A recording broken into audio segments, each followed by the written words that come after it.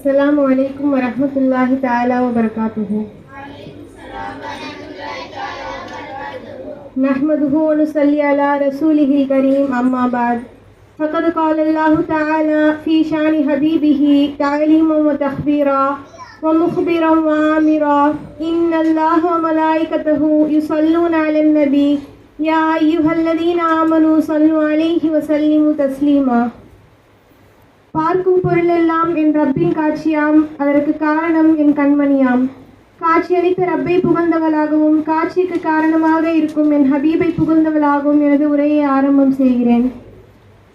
قال الله تعالى في القرآن الحكيم يا أيها الذين آمنوا اجتنبوا كثيرا من الظن إن بعد الظن إثم ولا تجسسوا صدق الله مولانا العليم.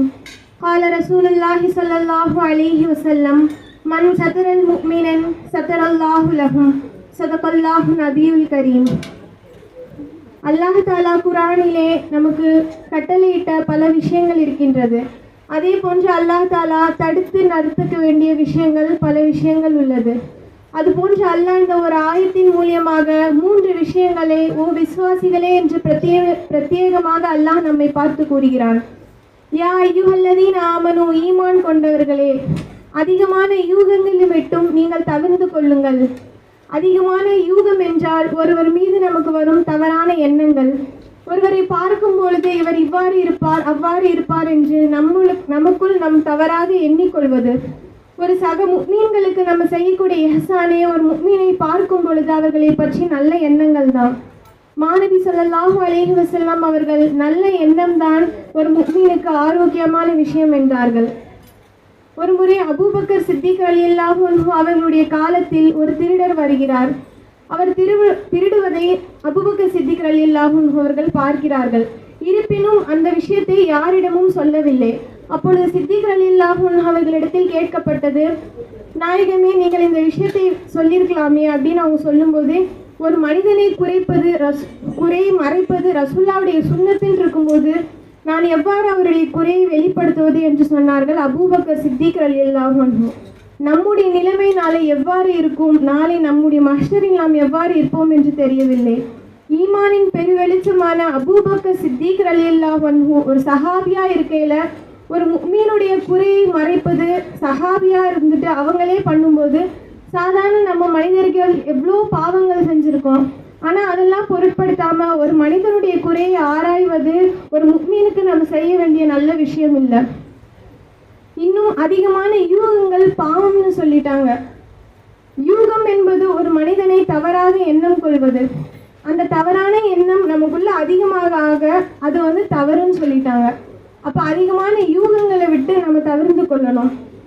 இன்னும் நபி ஸல்லல்லாஹு அலைஹி வஸல்லம் குறைகளை மறைப்பது என்னுடைய சுன்னத் அப்படிங்கும்போது, மன் சதரல் முஃமினன் சதரல்லாஹு லஹும், யார் ஒரு முஃமினின் குறையை மறைக்கிறாரோ அல்லாஹ் அவனுடைய குறையை மறைக்கிறான்.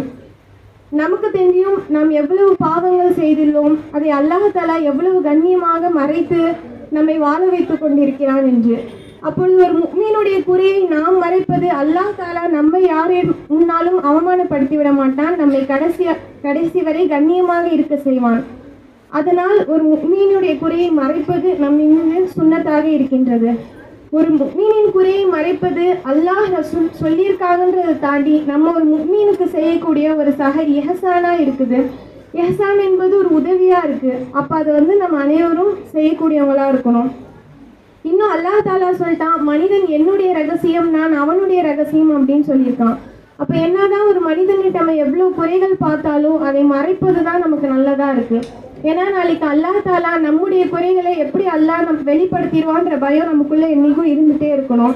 ஒரு மனிதனை பார்க்கும்போது அவனுடைய குறைகளை உறுதிப்படுத்தாம இல்லை அவன் அப்படி இல்லைன்னு சொல்லிட்டு நமக்குள்ள யூகங்களை நம்ம அதிகமாக்கிக்கணும். இன்ஷா அல்லாஹ் எல்லாம் வல்ல அல்லாஹ் இந்த நசீபை நம் அனைவருக்கும் தருவானாக. இன்னும் அல்லாஹ் தாலா சொல்லியிருக்கான், வலா தஜஸ்ஸும், எனவே நீ குறை சொல்லாதே அப்படின்னு சொல்லி குர்ஆன்ல அல்லாஹ் தாலா கூறியிருக்கிறான். ஒரு முறை நபி ஸல்லல்லாஹு அலைஹி வஸல்லம் அவர்கள் சமூகத்திற்கு ஒரு மனிதர் வருகிறார். அவர் யா ரசூலல்லாஹ், நான் தவறு செய்து விட்டேன், இன்னி அஸப்து ஹத்தன், நான் தண்டனை கொடுக்கக்கூடிய அளவு ஒரு தவறை செய்து விட்டேன் யா ரசூலல்லாஹ், அதற்கான தண்டனை எனக்கு கொடுங்க அப்படின்னு சொல்லி அந்த மனிதர் சொல்கிறார். அப்பொழுது ரசூல்லா வந்து அவரை பார்க்கல. தொழுகைக்கு நேரமானதும் ரசூல்லா தொழுகலான்னு சொல்லி எல்லாரும் தொழுகிறாங்க. தொழுகை முடிந்த பிறகும் அந்த மனிதன் திரும்பி வருகிறார். வந்து யா ரசூலல்லாஹ் எனக்கு தண்டனை கொடுங்க அப்படின்னு சொல்லி அந்த மனிதர் சொல்றாரு. அப்போ வந்து ரசூல்லா சொல்றாங்க, சல்லைத்தமானா, நீ எங்களுடன் தொழுதாயா, எங்களுக்கு பின்னால் நின்று நீ தொழுதாயா அப்படின்னு சொல்லி கேட்குறாங்க. நான் யா ரசூலல்லாஹ், நான் அவங்க கூட சேர்ந்து தொழுதேன் அப்படின்றாங்க. அப்போ ரசூல்லா வந்து சொல்றாங்க, உன்னுடைய பாவங்கள் மன்னிக்கப்பட்டு விட்டது, சில பாவங்களுக்கு மன்னிப்பு தொழுகையா இருக்குது அப்படின்னு சொல்லி சொல்றாங்க. அப்போ ஒரு சஹாபி கேட்குறாங்க, யா ரசூலல்லாஹ், இது எங்களுக்குமா அனைவருக்குமா இந்த உம்மத்தினருக்கு இறங்கப்பட்டதா அப்படின்னு சொல்றாங்க. இப்போ ரசூல்லா சொல்றாங்க, யார் இரவிலும் பகலிலும் என்னை நினைத்து வணங்குகிறாரோ அவருடைய குறைகளை நான் மன்னிக்கிறேன், மேலும் சில பாவங்களுக்கு தொழுகை மன்னிப்பாக ஆகிவிடுகிறது என்கிறார். இப்போது அவருடைய பாவங்கள் மன்னிக்கப்பட்டு விட்டது. ஆனால் அவருடைய பாவங்களை நாம் வெளிப்படுத்தினால் அல்லாஹ் நாம் மீது கோபம் கொள்கிறான். இன்ஷா அல்லாஹ் முடிந்தவரை ஒரு முஃமினுடைய குறையை மன்னித்து அவர் மீது தப்பான யூகம் இல்லாமல் எல்லாம் வல்ல அல்லாஹ் நம் அனைவரும் ஆக்கி அருள்வானாக. இன்னும் இந்த வாய்ப்பிற்கு நன்றி அளித்தவளாக, இன்னும் அல்லாஹ்வை பற்றி பேசக்கூடிய விஷயங்களுக்கு அல்லாஹ் என்னை தேர்ந்தெடுத்தான் என்பதில் மகிழ்ச்சியுடன் தெரிவித்துக் கொள்கிறேன். வாஹிர் தாவானா அல்ஹம்துலில்லாஹி ரப்பில் ஆலமீன். அஸ்ஸலாமு அலைக்கும் வரஹ்மத்துல்லாஹி தஆலா வபரகாத்துஹு. வலைக்கும் ஸலாம் வரஹ்மத்துல்லாஹி தஆலா வபரகாத்துஹு. ஜஸாக்குமுல்லாஹ்.